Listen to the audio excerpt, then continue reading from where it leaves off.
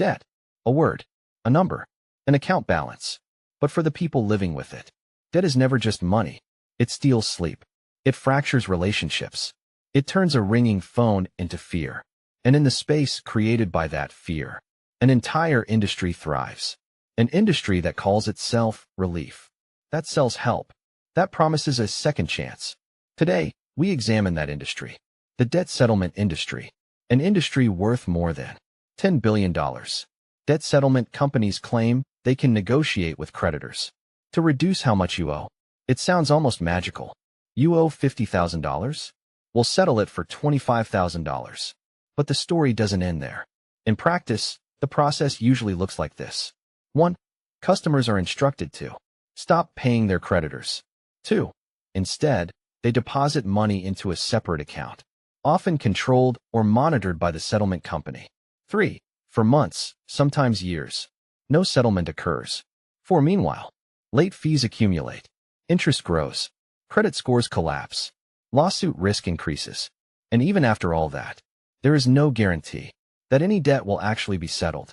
Debt settlement companies frequently target people who are already vulnerable, families overwhelmed by medical debt, individuals who lost their jobs, young adults buried in credit card balances, single parents, seniors on fixed incomes. The advertising promises: avoid bankruptcy, cut your debt in half, government-backed programs, 100% legal solutions. But in many cases, the full reality is never disclosed. This program operates under a deliberately provocative phrase. This does not mean that illegal conduct is actually lawful. It is a rhetorical and satirical framework intended to highlight laws that exist but are weakly enforced, regulations that look strict on paper but fail in practice, penalties that rarely deter misconduct, consumer harm that continues despite oversight. In certain legal gray areas, causing harm can become a business model without ever triggering real consequences. That is the reality this phrase is meant to expose. This program is based on publicly available government documents, consumer complaints and sworn statements, interviews and first-hand accounts, court records and regulatory filings. When terms like scam, fraud, or theft are used, they are used in a journalistic and opinionated context, not as legal conclusions. Warning important: no statement in this program should be interpreted as a declaration that any individual or company has violated civil or criminal law unless a court has so ruled. We present evidence, we analyze it, and we draw strong, but clearly identified, opinions. Across hundreds of consumer stories, a familiar pattern emerges.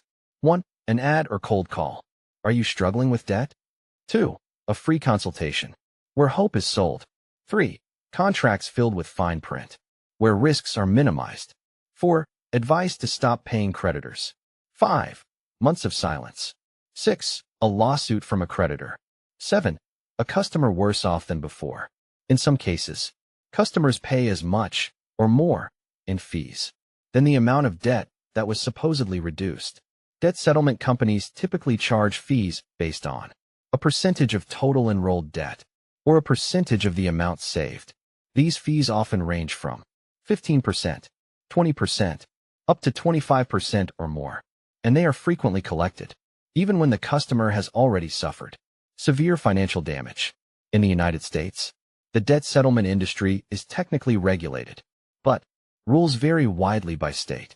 Enforcement resources are limited. Complaints are abundant. Consequences are rare. Some companies rebrand, reorganize, or create new entities to distance themselves from past enforcement actions or consumer complaints. This leads to the central question: if something is technically legal, but repeatedly causes widespread harm, should it be acceptable? The phrase, "crime is legal," exists to provoke that question. Legality does not automatically equal legitimacy. Debt settlement companies spend millions each year on television advertising, radio campaigns, social media marketing, search engine ads. Common phrases include government relief, new federal programs, special legal protections.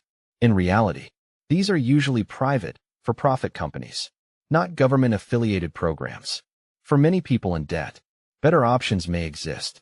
Nonprofit credit counseling organizations, direct negotiation with creditors, independent legal advice. In some cases, bankruptcy protection. But these alternatives rarely receive the same marketing exposure.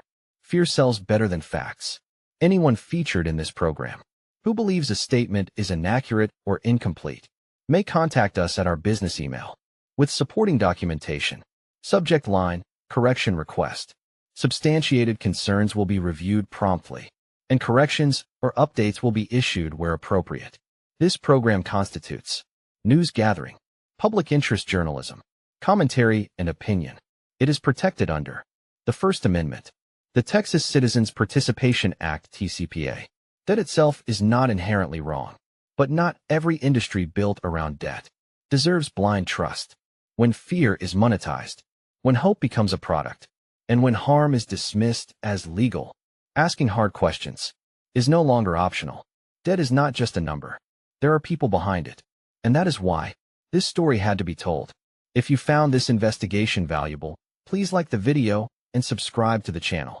Your support helps independent journalism continue exposing stories that matter.